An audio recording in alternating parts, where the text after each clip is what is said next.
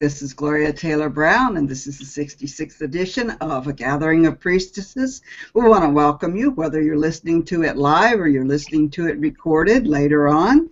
This was recorded on September 22nd at 6 p.m. Pacific time, and we have with us tonight a rather remarkable guest, who is Monique Trinity Rose. She is a dancer, a yoga teacher. In fact, her bio is quite stunning. She has her own Dakini Rose Temple Gardens in Talent, Oregon, and she is a priestess and hosts and teaches classes, performs in both in the U.S. and abroad, and is absolutely gorgeous, as you can all see right now.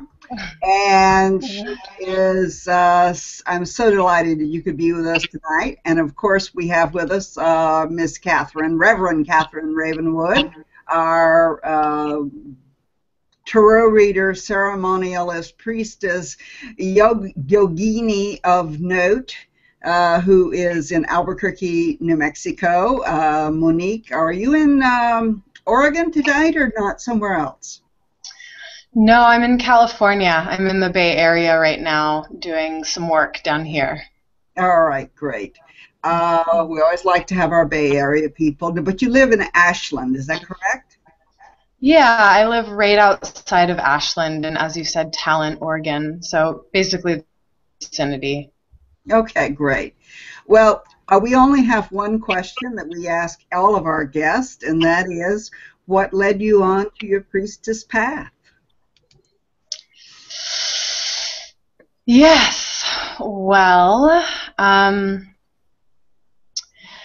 as I'm sure goes for most, if not all of us, that's a pretty, multi-dimensional question that involves a lot of different layers and beyond what our, cognitive ego minds in this one lifetime can even perceive and begin to explain.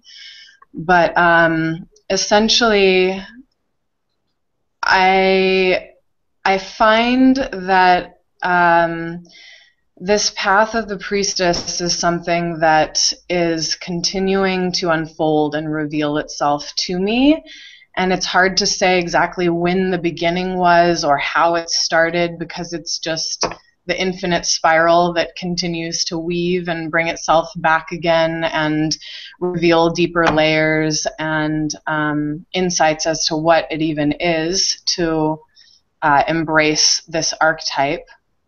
But essentially, I think to a certain degree, I've always been carrying, these particular rays just to different levels of understanding and embrace of them. And it was ultimately a progressive journey of, trying a lot of different things in life, trying to do the mainstream walk and trying to shut down certain parts of myself, my more intuitive, empathic aspects of myself, because of just as a coping mechanism in living and functioning in the world that we're currently living in. And through synchronous alignments, opportunities, relationships, experiences, and different teachings came into alignments that allowed me to begin to peel the layers of the onion open and start to remember exactly what's possible within the realm of authentic being, within the realms of stewarding my own relationship to Source, to both God and Goddess, as well as hopefully assisting and facilitating others in being able to do the same. And so, yeah, it's been, a lot of it was through my dance, discovering different layers of that, then opening into the yogas and studying the various realms that I've studied within that up to this point, and tantras and various facets of that. And then ultimately bhakti, through different bhakti practices and chanting and things, which then opened my world to classical Indian dance, and then ultimately various other forms of temple dances, which then sort of took on a life of its own and has become my primary means of priestessing, although there are other realms. I consider myself to be, although it's a little bit daunting to even claim this for myself at this point because it's a very complex and an intense path, but I caretake some serpents. I have 3 serpents, and I've been learning a tremendous amount through them, and that weaves into the dance as well, and various other components that start to inform the holistic approach of what it is that I am discovering as I bring it through, ultimately. That was possibly quite vague, I'm not sure, but there you go. Well, let's get more specific. First, tell us about your serpents.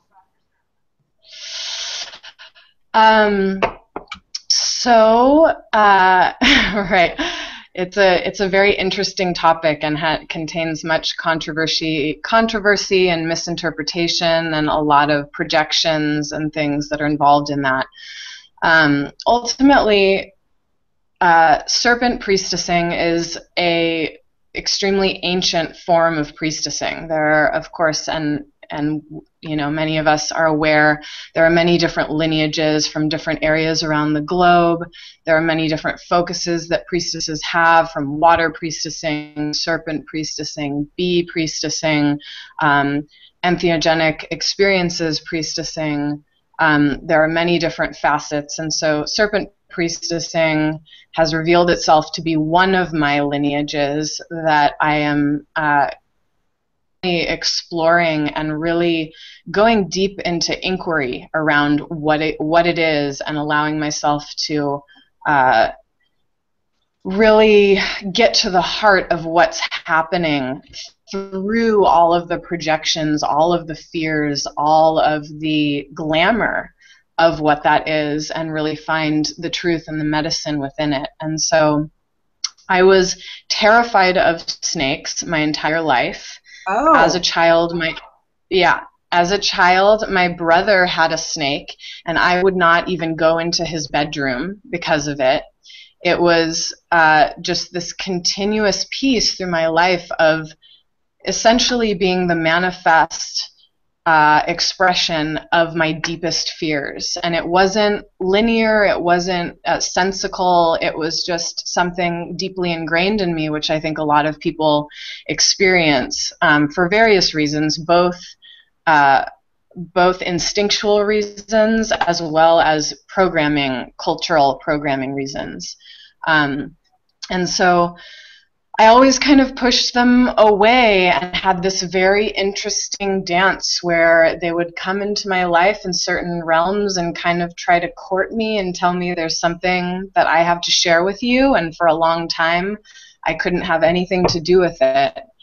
And really it was after having my daughter that they started literally haunting me. Every time I would go outside, we lived up in the mountains, and every time I would go outside after having my daughter and going through the integrative process of becoming a mother, they would just continuously, every time, come and find me and literally come into my path, turn and stare me down. And I would just have to hold space and recognize, okay, this is clearly something that I'm needing to look at. And they would find me in my dreams, and I would have all sorts of intense processes through that. And then ultimately, a few years later, a few of my sister priestesses who were and are serpent priestesses showed up in my reality, and I was able to have some really, really profound intentional healing essentially sessions, but impromptu sessions with these priestesses and serpents who, you know, it was like, okay, I'm in the same house as a serpent.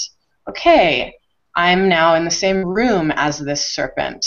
Okay, I'm 3 feet away, et cetera, to the point where I was then holding this large albino boa and just having the most immense full body tremors and memories and pieces and just tears, weeping of fear and of ecstasy and of joy and of grief and of just kundalini energy completely pulsing through my entire being.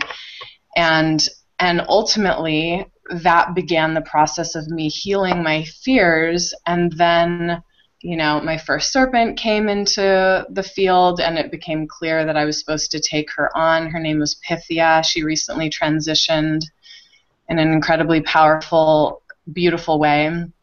And then from there, it just, you know, I progressively started opening into the inquiry of what that medicine was and why I was to be carrying it. And then the next thing I knew, I had 4 serpents and a beautiful serpent palace that one of my priestess sisters built because I was caretaking hers, and then proceeded to start doing new moon serpent dance ceremonies, which I did for 13 moons straight, and then ultimately went to India thereafter and took a break, and still am ultimately on a break from it because there's been an immense amount of integration that's needed to happen since then, and I'm still processing what the next chapter is going to look like.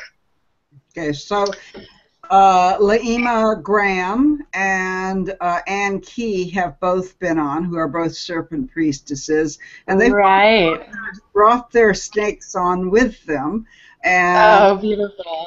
Yes, we've been blessed by snakes and cats of numerous times. Ann's gorgeous, gorgeous. What is that snake? Her name is Shira, and she's a red-tailed boa, and she's absolutely fabulous. Yeah, I have 3 red tails right now. To hold her, and she's just, oh, she's so, of course, I love snakes. I adore them, so it's a joy to be able to hold Ashira. She's very beautiful. And Anne dances with her, and so does Laima dances with her snake. Although I don't remember what kind of snake Laima has. I think she has an albino python, if I remember. I think so. What are your snakes? In the Bay Area. She's just north of up in the Santa Rosa area. What are your snakes? Yeah. I'm sorry, what was that? What are your snakes? So my first was a ball python, and I now have 3 red-tailed boas, one of which is an albino. Nice. And and it's been just a beautiful experience of going from that immense fear and disgust and all sorts of, you know, projections that were based upon ultimately nothing really rooted in my experience, into what you're expressing of just the beautiful relationship that can occur, and the love and the personality and the multi-dimensional just unfolding of wisdom and of embodiment and all of the different pieces that come with it. It's quite deep and profound, including the aspect of embracing, you know, the more primal, the more fierce aspects of the goddess, which a lot of us are remembering how to tap into at this time. Well, part of the reason that I wanted to bring it up once you had mentioned it is that there is such a fear of snakes. And my experience is more in the Akashic realm than it is in the physical realm. And I was gifted with a journey from a very large python named Pythia a number of years ago. And I was we were allowed to see how that wisdom could be translated from the snakes to us and from us to the snakes, and without harm. And it was very powerful. And I also know that it's something that is kind of a verboten, forbidden area. And if there's any area I want to go into, it's every area that's forbidden. So having that question, I know that you have you've danced with Sharon Rose, our dear friend Sharon Rose, and you've also done some of the temple dancing in India. Is that correct? Yes. Yeah. Yeah, I've explored various different realms of temple dance at this point, and I'm continuing to deepen in my own, personal exploration of what the modern context of that is. And just as a little plug, yay, I love you, Sharon. These are Sharon's Shasta-style feather earrings, and you can get them online. I thought a little plug for her. So, Monique, I have a question. How does one become trained in temple dancing in India? You don't just go over and say, hey, I want to be a temple dancer. Can you tell us a little bit about what that journey is like? That's fascinating. Temple dancing is an ancient calling, and so I totally understand that you're connected to that lineage, but how did you get trained as a temple dancer? So there's a lot to that question, both in terms of that, temple dance is a very, very broad topic that includes many different lineages from all over the world. Some could say that, all sorts of any ceremonial type of dancing could ultimately be considered temple dance from, various different cultures, European cultures, Native Americans, Indian culture, of course, Balinese, et cetera, Hawaiian. And so really there's many different routes, and what I'm realizing that my piece within all of this is I, instead of having association with one particular lineage that I then ride out to the end, it seems that my role is more to have this kind of, I don't have a lot of deep attachment to any particular cultures, which is an interesting phenomena for a lot of us Americans, is that we've been detached from our blood culture in a lot of ways, and so there's challenge within that, because we go through this process of who am I, where is my culture, how do I do ritual, what is truth within that, what is contrived, and all of these things. But the beauty of that is that it also allows us to come into this very open space of becoming more of a global alchemical manifestation of these different roles. So I find myself to be more of a alchemical contemporary temple dancer who has studied specifically mostly Odissi, classical Indian dance, which is from Orissa in India, and as well as some other pieces, including other Indian forms like Kathak, and then things like even variations of more intuitive, kind of more tantric based dances that are much less linear. And so one of the interesting things about contemporary temple dance, especially in particular with Odissi and other Indian forms, is that what's been happening on many spectrums all across the globe in this time that we've been in with the patriarchal experience, the temple dances, many of them have been converted into kind of a more westernized, stage-based kind of performance, very linear oriented process that is very structured and very clear, and this is how you do it, and you have your guru and you do it as your guru says, otherwise get out of my face, basically, is how a lot of it flows at this point. And it doesn't leave a whole lot of room for the other aspect, the other very real and significant aspect of temple dance, which is the intuitive, impromptu, spontaneous, authentic, personal expression of the temple dancer as they are channeling source through their beings. And yes, there can be that still within the structure, and that's the beauty, is finding how those can weave.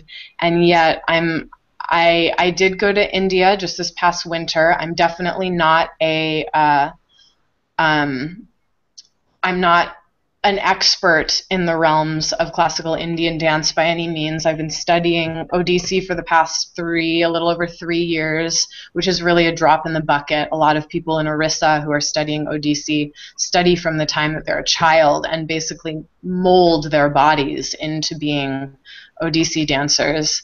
But from my experience, it was I had an extremely profound awakening going to India and experiencing that culture, experiencing the light and shadow and the dance therein that expresses itself very differently than light and shadow dances in the West. And had some profound experiences of just my heart cracking open to the grotesque and exquisite nature of life over there, and got to experience a very, very disciplined cauldron for exploring temple dance. I went to Shakti School of Dance, which Kalina Shakti runs in Pushkar, Rajasthan, and had a really, really profound experience of training very, very hard and had some beautiful insights come through. And now I'm deepening into the integration of what I find essential, true, and relevant to that form and the various forms that I've studied, and basically creating something that allows for more of that intuitive expression, that allows for a deeper level of just heart-centered presence and of unique voice, ultimately. And so it's informed me a great deal, and yet I think that we're in a time right now where there's a big breakdown of a lot of different isolated structures and a lot of different isolated lineages. And now the inquiry is, okay, we're needing to work together globally in order to shift what is happening and bring awareness to the shadow pieces that can no longer be if we want to continue to live on planet Earth. And so it's becoming a much larger umbrella, a much larger question of being able to see from the bird's eye view these different strands and lineages and practices and go, okay, now what is the underlying foundation? What are the underlying archetypes? What are the underlying principles and concepts that exist within all of these realms that can be then interpreted in a new and authentic way given our particular situation and our expanded consciousness that is continuing to bloom as necessary per this transformation. So that's really been my inquiry through all of it. Where it's going to take me, ultimately, I have no idea, and I'm not attached. I'm continuously open to the fact that I ultimately have no idea, and every day is a new day where an entirely new revelation could happen. And so I'd say my primary intention through all of this is to remain flexible, is to not get fixed or attached to any particular piece or any particular label or any particular thing that I think that I am, or that is true, or that is not true, or that is good, or that is bad, and being able to just witness the tools as they come in, witness the revelations as they come through, and allow them to percolate and continue to transform as it will continue to infinity. So when did you first start learning how to dance? Were you a little girl? Yeah, I was very blessed to have parents that were incredibly generous and supportive of me in following my heart and my art. And so I started, taking dance classes when I was 3, started doing the standard Western dance forms of classical ballet and jazz and contemporary and tap and hip hop and those types of things. And then in college, got a degree in theater and dance, which is where I started doing yoga and doing modern dance and other world dances, and that's where I first got introduced to some forms of Indian dance as well. And then through it's just progressed through various different chapters, focusing more on yoga, doing more contemporary dance in Los Angeles that ultimately, was really forcing me to shut down a lot of parts of myself, just being there in that context. And then ultimately belly dance came up huge into my practice, which then spiraled back around to the temple dances and ODC and all of that, but from a completely different perspective. So if someone was interested in beginning to learn dancing and they were not 3 years old, where would you tell them to start? Right. So just like any practice, there are many, many different doors, and everyone has their own personal journey through it. And I recognize that my path has been very interesting, and the place that I've ended up here puts me in a context where I'm actually working with a fair amount of people who are more on the priestessing path and more on the yoga path necessarily than in a trained dance capacity.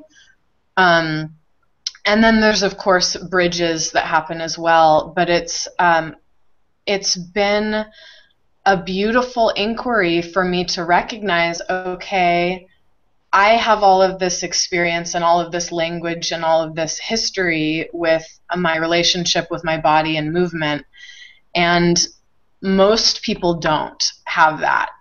So how can I tailor what my tools are and what my wisdom is in such a way that can have the largest impact on the most amount of people who don't have that type of training?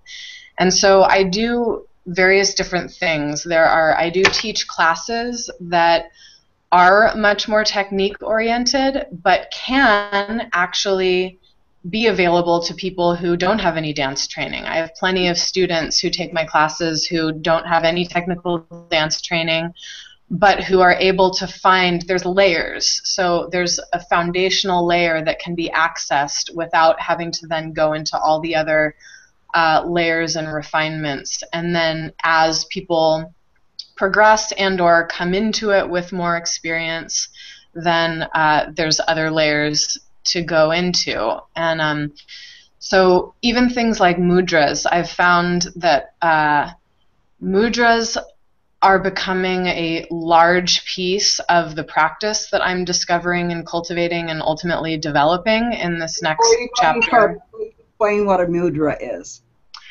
Mudras, yes. So essentially hand postures, and you'll primarily see them in the yogas and in temple dance, and there's many different lineages. There's so many different versions, and so many different layers to what they are. Everything from just simple storytelling to being able to say, telling a story about the Garuda eagle and telling a story about the turtle, turtles and different things, to the energetic components of, I am actually, kind of like acupressure or acupuncture, where you're connecting specific energy channels.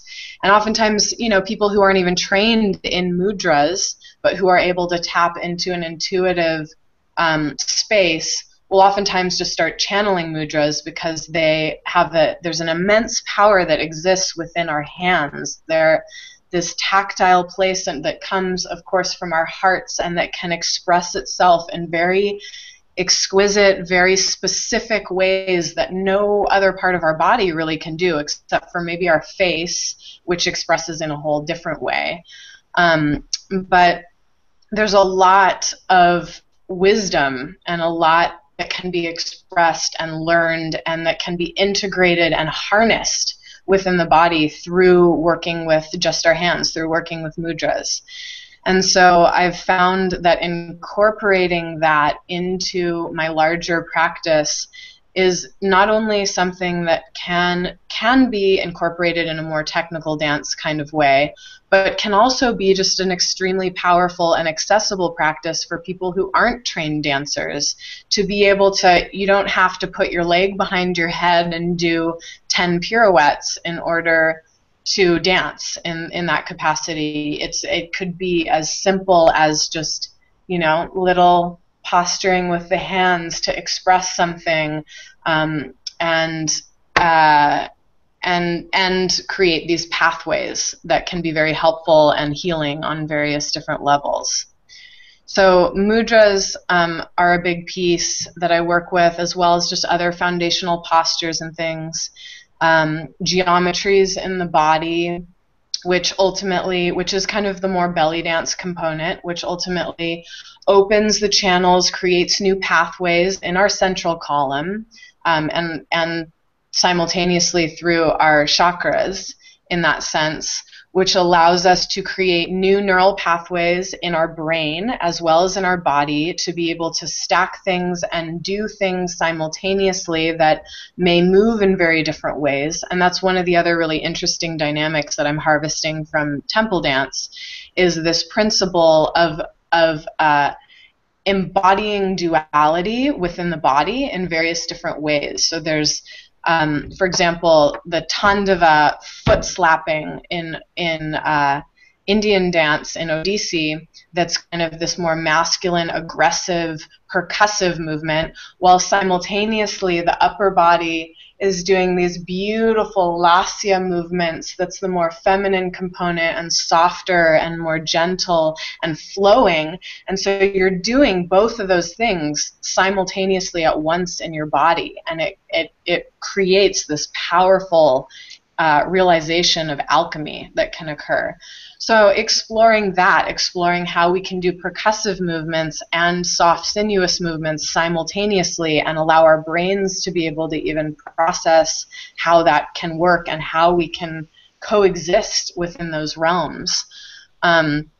And which can then help us just coexist and create balance within our beings of our masculine and feminine, of these, all of the polarities and dualities of life, how we can embrace all of those different pieces, express them, understand them, control them, and be meticulous with how we're expressing them and how we're moving our energy through the world.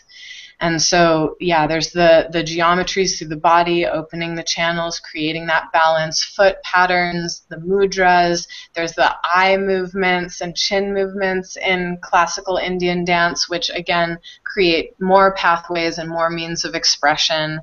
And so, but almost all of those things that I just said are approachable to some degree by people who don't have any dance training. And that's what I find so exciting about it. Whereas in, classical ballet or things like that, it's like if you didn't start training when you're 3 and have this particular body type and this particular flexibility and this particular, situation and disposition, just don't even bother, essentially, is a lot of how that world works and why ultimately I strayed away from that. Whereas this form is extremely accessible. I'm exploring ways in which I can teach and express it in some more kind of energetic, yogic, therapeutic ways, and then also teach to train dancers in a more technical way to where it can be accessed from various different communities and various different approaches, and ultimately still contain the medicine of the practice. Yeah. Dr. Jean Houston, one of your neighbors up there in Ashland, did a lot of work around the idea of holding both the feminine and the masculine in your mind at the same time back in the 70s and 80s. And she had a whole thing around the consciousness and developing consciousness. Of course, she's just totally brilliant as far as I'm concerned anyway. But her methodology for working with it was primarily through the mind and through the expression of your face, your body, not as dance, but as developing a relationship with the world. And of course, she developed incredible relationships out to, President Hillary Clinton and everyone else. But, it's interesting to me because Raven and I had the opportunity to meet with a woman several years ago who was from Tibet, who is a master at the mudras. And I don't remember her name right now. Do you, Raven? Do you remember her name? I don't. No, I have her book, but I don't. I remember her house very well. I remember her house, and I remember her book. I know where her book is, but it's in the other room. But she was absolutely brilliant with these mudras, and her thought and what she expressed to us was that what we do here in the West that we call yoga was to her like the glass that held the bouquet of flowers. It wasn't, but what we didn't understand was the flowers were the point, not the glass. Right. And we were never getting into the true meaning of yoga, the true meaning, and her methodology, one part of it was the mudra.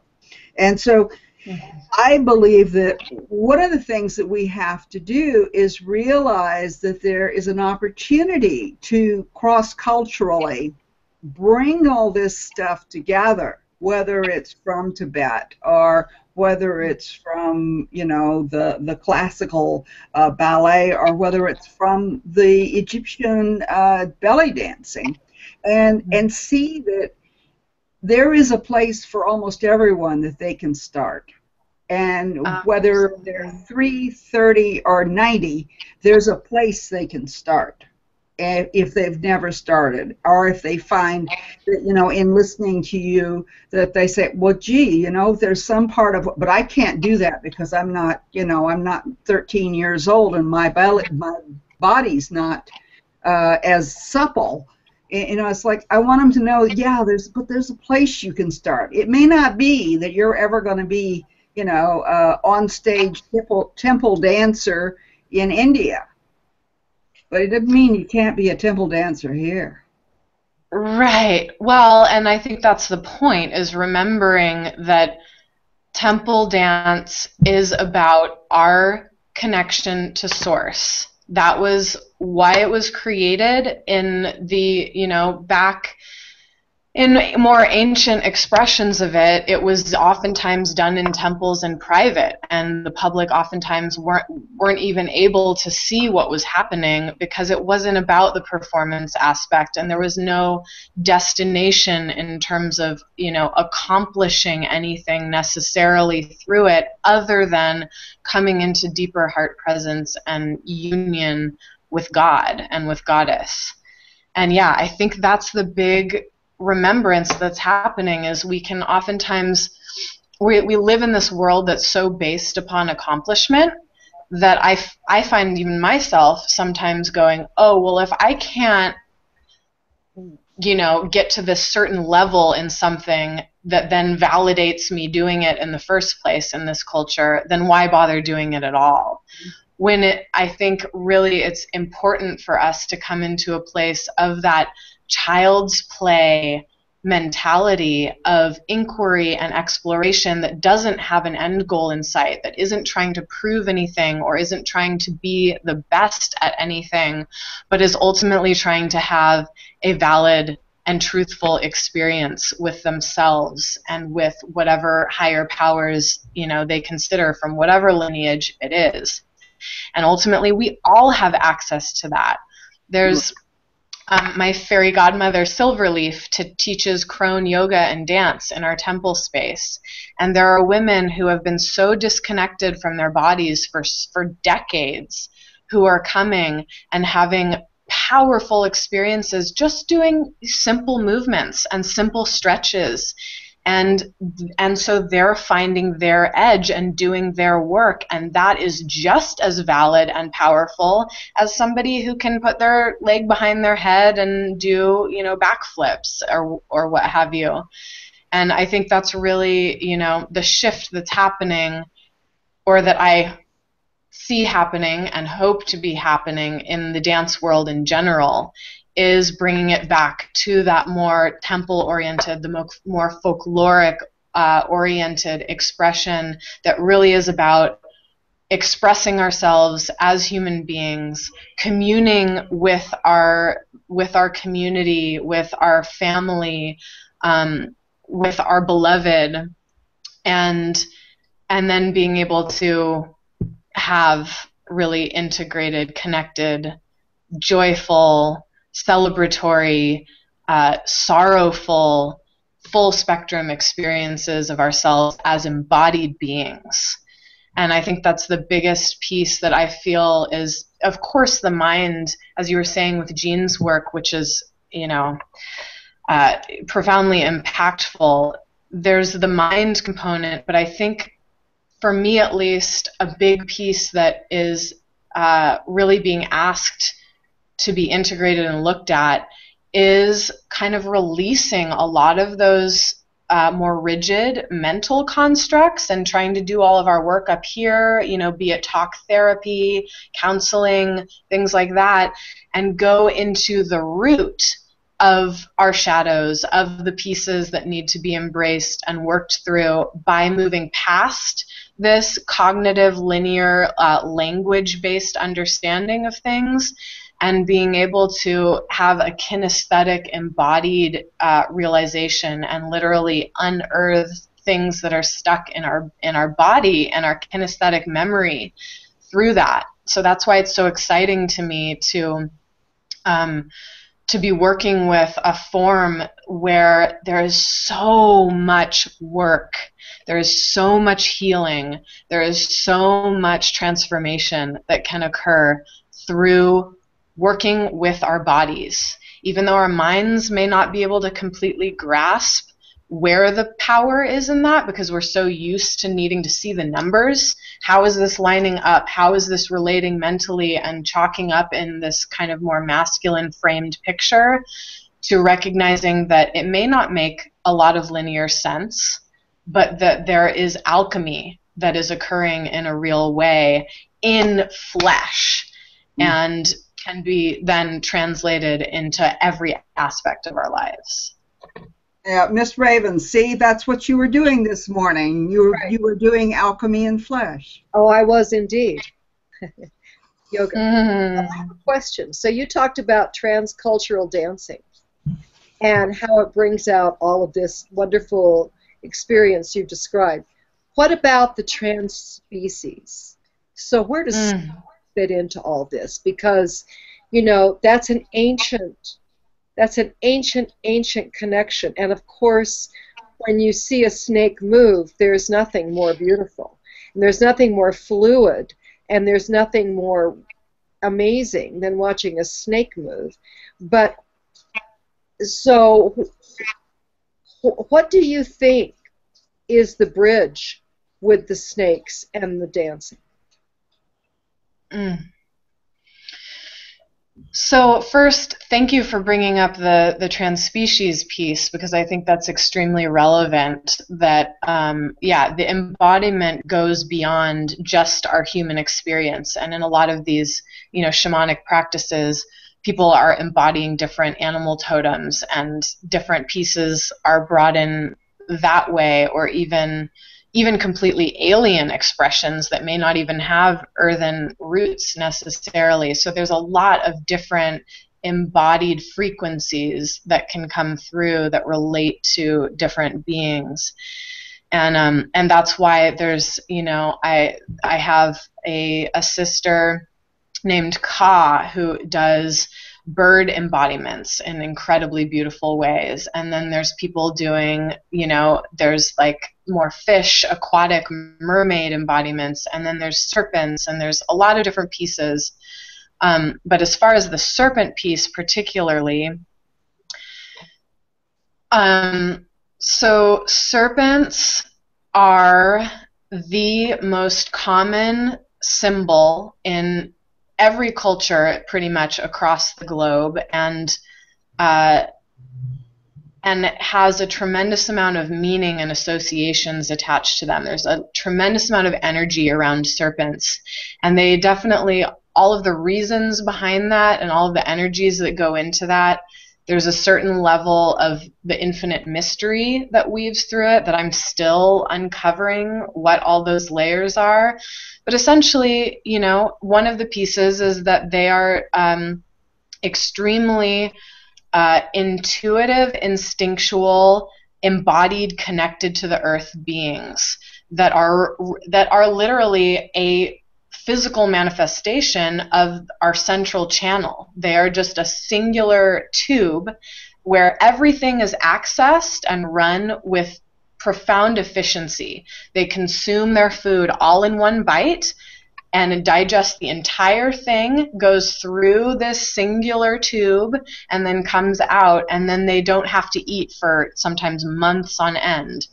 And they, belly on the earth, are incredibly sensitive to the pulse of Gaia, to the frequency that's around them. They are responding to energies and people and beings and dynamics that are happening, larger dynamics that are happening in an incredibly present and embodied and highly tuned way that many of us just don't even have the sensory capacity to tune into. And so they provide us with that wisdom, just not through, obviously linguistic communication, but unless maybe you're working with them in the etheric realms, and then maybe they are. But they're communicating through their frequency, through their movements, through their eyes. Their communication is very subtle and yet very obvious once you start developing those relationships. And so I've had, deep moments of stillness and presence where I am able to cultivate my own ability to become more sensitive, more perceptive, more embodied, more aware of frequency, more in feeling through my skin and my muscles, more aware of how to efficiently run my energy, how to undulate energy through so that I can be, dropping into the earth, connecting up to the heavens, and pulsing chi, life energy through my being in a really organic way. And they teach us all of these things, as well as the multidimensional spectrum of Shakti energy and of this very earthy component where they can be very ethereal, they can be very celestial and psychic and tapped in, and then simultaneously extremely earthy, extremely fierce, extremely raw, and they will teach you lessons. I've had a few snake bites, and they were very, very profound lessons in creating boundaries, in communicating what I need and what doesn't work for me, and just being very efficient and clear without doing over damage around it. That's without then lashing out violently just for the sake of violence. Serpents will communicate, and serpents, just like all species, there's a wide spectrum. There are some that are much more gentle and much more, passive and very clear in their aggression. And then there are some that are just like passionately aggressive and will stalk you through the jungle and like try to eat you alive. So there's the full spectrum, but specifically with the ones that human beings tend to interface with more, like the constrictors, boas, and pythons and things, they tend to be able to relate really well and have this beautiful, sensitive, soft, nurturing, sensual, yummy, sweet air about them. But then if they're feeling and tapping into something that does not work for them, that's too aggressive, if you try and grab them, if you try and move them in a way that they don't like, they will tell you very quickly and clearly, that does not work for me. I will tell you how and why, and you're either going to relate to me in that way or you're not going to relate to me. Yeah, what I always like about snakes is they can say no with no question. There's no explanation. There's just no. You're not going to touch me that way. You're not. Right. Well, exactly. Years ago, my son, when he was small, we had 2 ball pythons, and they were very beautiful, very, very beautiful snakes. And I'd never owned snakes before, or never kept them, or lived with them, or whatever you want to call it. And I loved those snakes. And I went through a period of incredible insomnia. And I would be up almost all night and sitting in the living room. And in the middle of the night, the snakes would start to dance with one another. And come off the floor. And I would just sit there and watch them and go, oh my God, you don't see them do this in the daytime. And I would tell people, I was up all night watching the snakes dance, and people thought I was crazy. No, they just thought it was so beautiful to watch them dance with one another. Oh, absolutely. I've had that experience as well. My boas, one is an albino and one's on the darker spectrum, and then I have a smaller one. But the 2 bigger ones, they cuddle with each other. There's times when they will spiral into each other where it's literally like black, white, yin-yang spiral of serpent petal, of love. They'll nuzzle into each other. They will dance. I've seen them dance with each other in amazing ways. They'll dance on us. I've had beautiful dances with other priestesses where we're each holding one, and then they slowly transition off of one of us to the other, and we'll kind of weave around each other as they come on to the next. Yeah. And just the most exquisite exchanges can happen, and most people don't see that. And then there's the cobra dance, which is a whole other thing. And they taste you. Oh, yeah. I love when they taste you. It's so fabulous. Oh, it's so intimate and sweet. Yeah. And a fascinating piece that I've been really like meditating on is the dance that cobras do. So cobras only eat other cobras, which in of itself is extremely fascinating to me. And when they're doing that, they will literally come up to each other and do this dance with each other. There's this whole killing dance that happens, and then ultimately one wins, and it will eat the other one. And so there's so many deep, and there's a lot of different ways to perceive why that would be their patterning and why all of that would happen. But there's so many layers of profound wisdom of getting past. For me, a big part of that is the intimacy and the love that can be there in the process of even consuming another being alive. That a lot of different animals will do is there's this extremely intimate process of respect and recognition where you are taking this being into you and it becomes a part of you. And through that, kind of like in martial arts where you're fighting another, but there's a level of respect, of deep respect, to the point of being considered love to a certain degree that can be experienced, deep intimacy, deep love and honoring that can happen while you're even killing the other being and or consuming them. And so bringing that piece of the life-death cycle to light and showing that there can be beauty, there can be dance, there can be romance, there can be love, even in the death process, even in the fight, even in these more shadowy aspects of our lives that we tend to try and create as this ugly thing. And they can show us how even that can be beautiful and filled with love. You know, you talk about a different subject, which is one we keep seeing here. Tell us about your tattoos. Flashing my tattoos? Yes. I have several tattoos at this point. Your wrist. They're obviously your symbol. Yeah, so yeah, these ones, I had the fleur-de-lis years back. My brother and I got them in honor of my French grandmother and our French lineage, which is a whole other piece that I'm still unearthing and exploring.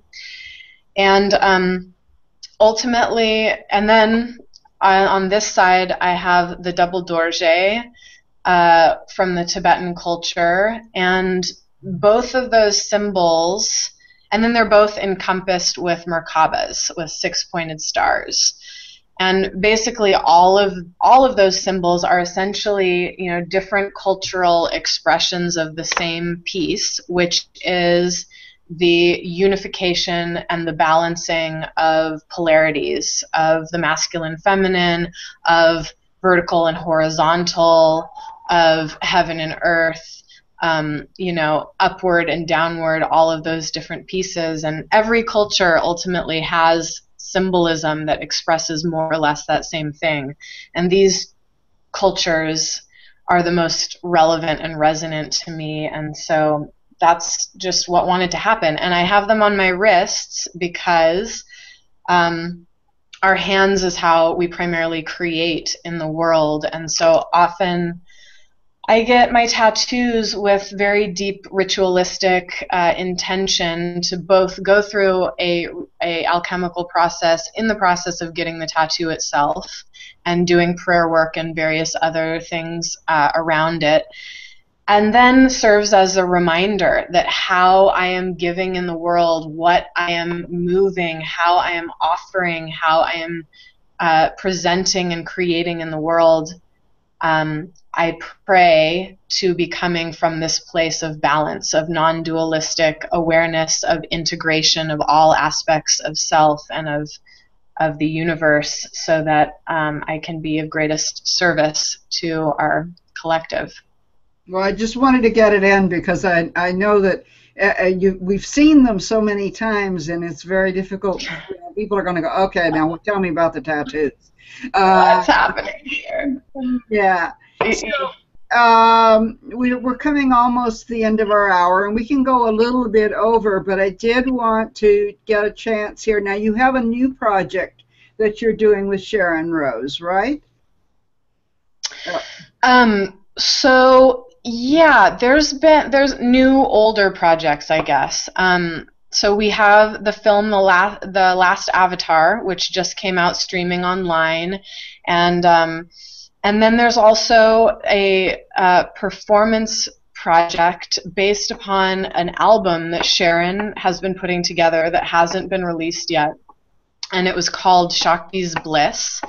And it's basically various different tracks that come from various different lineages and various different rhythmic structures and understandings of music that incorporates mantra and, you know, various pieces to express a multicultural pantheon of the world of the goddess and of priestessing. And so we did a show a few years ago. Also, my dear priestess sister, Adie Bell, who is an amazing musician and who did the soundtrack for The Last Avatar, she and I were in that project together as well. And actually, she and I are intending on working on some new projects together that I'm really excited about, because she, has more of the musical piece and I'm more of the dance piece, but we have very, very similar outlooks and intentions and ways in which we're bringing through our medicine. So we're going to be birthing some things there. And then I think once Sharon's album is released, I think that there will likely be some more shows, some more Shakti Bliss shows revolving around the launch of that album. And how that manifests or when, I'm not sure yet. But Sharon is one of my dearest mentors and sisters and friends, and so I really look forward to any way in which I can learn from her and create with her and continue to explore. Yeah, she's a dear friend of ours as well, and she has a few connections with Gaiam TV that she might be able to use there to get it out into the world. And so in addition to that, you're teaching classes, correct? Mm-hmm. Yeah, I've been teaching out of the temple space, the Dakini Rose Gardens in Talent. Been teaching ongoing classes and workshops and new moon ceremonies and various different things. I'm starting to branch out a little bit more and start to focus more on teaching abroad and teaching workshops. And also I'm entering into focusing more on a body of work that I've been cultivating for a while through all of this, but it feels that it's time to really start congealing. So I'm really excited about that. This winter actually is going to be a deep time of a lot of writing and self-practice and inquiry to pull together all of the different pieces that I've been cultivating and solidify it into a little bit more of an intelligent, linear form that then has the intuitive aspects within it, that I will hopefully then start doing retreats and teaching workshops on, and being able to take to a larger community. I've been kind of incubating in Ashland for a long time, cultivating practices and being with my family and my daughter, and so it's time to start expanding outwards. Yeah, well, maybe whenever you get that a little bit further along, you can come back on and tell us a little bit more about it. We thank you for being on this evening and talking with us this evening and telling us about all the wondrous things. We truly do, we love Sharon, so obviously we want to support her in the movie The Last Avatar, which you had a large part in, and we want to support you in doing your work, because as we support other priestesses, we believe that we support ourselves, that we don't have to be we don't have to compete with one another. It's not like, there's only so much, and if I get something, you don't get anything. I believe that the more cooperative we are as priestesses, the more we can spread the word and the more we can get people to actually hear what it is we have to say. And, I work, I want to support that, and I want to support that in priestesses who are listening, and whether or not they're to think in terms of how can I cooperate with others? How can I make something happen where other people can come and perform or step into it? Raven and I teach together, and when we do, we weave a story, we weave a class that is very different from anything that either one of us could do by ourselves. And Raven, I want to thank you for being on the show tonight. As always, you are my darling sweetheart. She's been willing to come on here, and she is without a doubt still the best tarot reader on the planet. For me here recently, and I want to thank her for that. So And for all of you lovely people out there who are seeing this show and have gotten to this end, please, women only, sorry guys, but join a gathering of priestesses. It is on Facebook, and you will have an opportunity there to tell about your events and to tell about your upcoming classes or shows or other things, and you'll also get first crack at being on the show, A Gathering of Priestesses. We will be back on next Tuesday night with Yeshe Matthews, who is going to tell us about some of her travels to Tibet and some of the work that she's been doing there, where she is supporting a nunnery. And I really will find that fascinating. So thank you so much, Monique, and I look forward to having you on again and having you tell us more about your new incubation of classes that's coming. Thank you so much for having me, both of you. It was a joy and an honor, and yes, let's continue to collaborate and lift each other up, and remember that this isn't about the image or idea of any one of us particularly. It's about our collective remembering of the one heart. So yay, thank you for your part in that. So how can people get in touch with you? You can go to, currently my primary website is dakinirosegardens.com, and soon I will be launching MoniqueTrinityRose.com, which will have a lot more information in regards to my performances and my teachings and ceremonies and all else. And next time, let's talk about where you got that name. We're gonna leave that as an open loop. So, Raven, thank you for being on tonight. And how can people get in touch with you if they would like to have a tarot reading? You can email me at the letter K, ravenwood@yahoo.com, or go to my website, Catherine Ravenwood, Kathryn, ravenwood.com. Okay, and thank you very much, and thank you for being on A Gathering of Priestesses. That you can get to us by going to gatheringofpriestesses.com, no A, not in the front, or you can just go to the Facebook group, A Gathering of Priestesses. Thank you so much, and we appreciate your being here. Good night, and I'll see you next time.